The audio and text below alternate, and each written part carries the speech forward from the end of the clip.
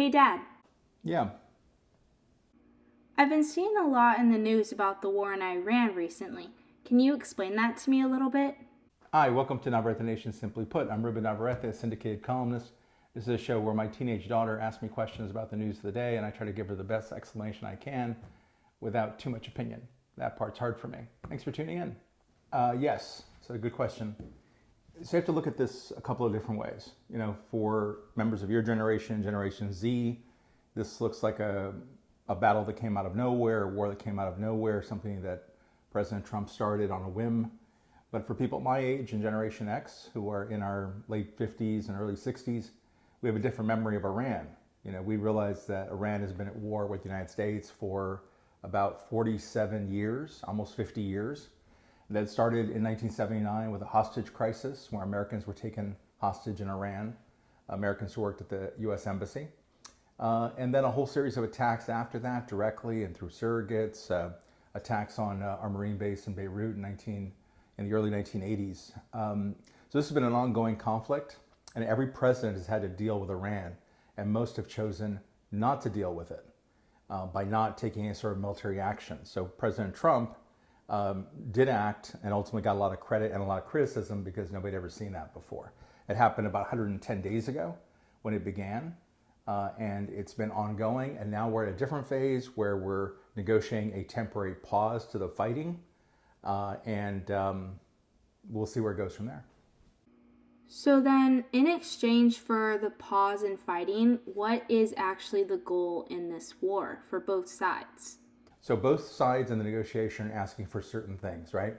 From the point of view of the United States, one of the things that Iran did that was very crafty and smart on its part was it used the only weapon it had. It couldn't fight, face to face with the United States, stand toe to toe with the United States military. But it had a weapon. It could control the Strait of Hormuz, which is a very important waterway, an international waterway, where dozens upon dozens of ships go through. It's because of the Strait of Hormuz that 20-30% of our oil gets to us around the world. So it's a very, very important waterway, and the very fact that there's rumors that there are mines that have been put there by the Iranians and that the Iranians have control to basically shut it down at their will, that gave them leverage in this whole negotiation, gave them leverage in the war. So what the United States wants from these talks is simply open up the strait, keep it open permanently, and don't close it again. What the Iranians want in return is for the U.S. to get the heck out of the neighborhood, for all the ships to leave and all the sailors to leave the Persian Gulf. And both sides are sort of dickering over what they want to give up. But that's the ask from both sides. And again, this is only temporary because the big questions are still left to be resolved. Like, what do we do with all the nuclear material that Iran has that they could fashion into, a dozen or so bombs? So, how are Americans divided over the war? Because some support it and some don't. So, why is that? So I think it's interesting to look to see where a majority of Americans are on certain issues. And I think a majority of Americans, for instance, understand that Iran is a problem. They don't want Iran to have a nuclear weapon, but they also don't want boots on the ground. They don't want troops going into Iran to look for the nuclear material, to seize it, apprehend it, and get it out of there, because they don't want to see large numbers of U.S. casualties. And everybody says that will be the result of that kind of action. So there are areas where a majority of Americans agree, as I've laid out. The areas where they disagree are basically who's the aggressor in this. Again, if you have a longer memory for people who are older, they see that Iran has always been an aggressor. It's always chanted death to America. There's no doubt that if it had its hands on a nuclear weapon, it would be used against the United States. And for those who are younger, they look at this and see this is a breaking of President Trump's promise to have no foreign wars, to not be involved in foreign wars, and they see the United States as the aggressor. And coming off what happened in the Middle East with Gaza, they already, I think, are positioned to see the United States and Israel as aggressors. So again, there's a generational split. There's a couple of other ways in which this splits, but there are areas that the Americans agree on, and there are areas where we disagree. So, in all of this, does there seem to be an end in sight for the war?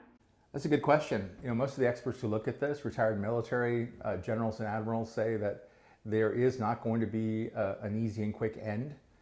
They see this as a temporary stopgap. You could patch over this, but in 6 months, 9 months, or a year, you will see more hostilities. And here's where it's going to start. Israel is important to all of this because Israel and the United States together at the end of February, they went to war against Iran united. But in time, their interests diverged. And Israel wants to stay and finish the job. It's the one, obviously, that's been pelted by rockets by Hezbollah for over 30 years. Hezbollah is a terrorist group funded by Iran based in Lebanon. It sees itself as a direct target of Iran. There's no question of that. Previous Iranian presidents have drawn maps of what they think the Middle East should look like, and there's no Israel. There's just an empty spot there. So they're pretty clear about how they feel about Israel, and I think they're clear about what they would do with a bomb if they had one. So Israel feels like they want to finish the job. They're not in a hurry to go.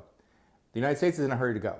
We've lost interest in this war. We're sick of this war. It took us only 120 days, 110 days, and we've now just given up already. We want this to be over with. The politicians want it to be over with. Republicans and Democrats agree. The president certainly is looking for an exit.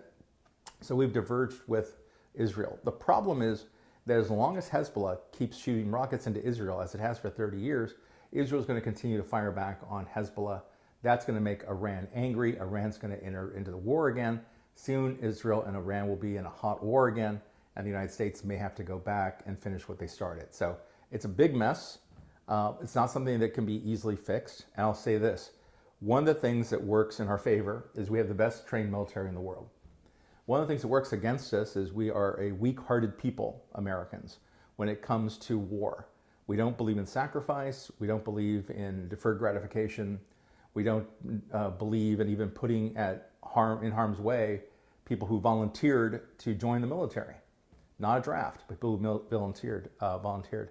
So ultimately, the Iranians can wait us out, and that's what they're trying to do, because they know in the end that while we have the best military, our people at home have no appetite for war. So it always puts us at a disadvantage whenever you're looking across the table from somebody who is perfectly comfortable with war. Okay, thank you. I think that answers all of my questions. Thank you.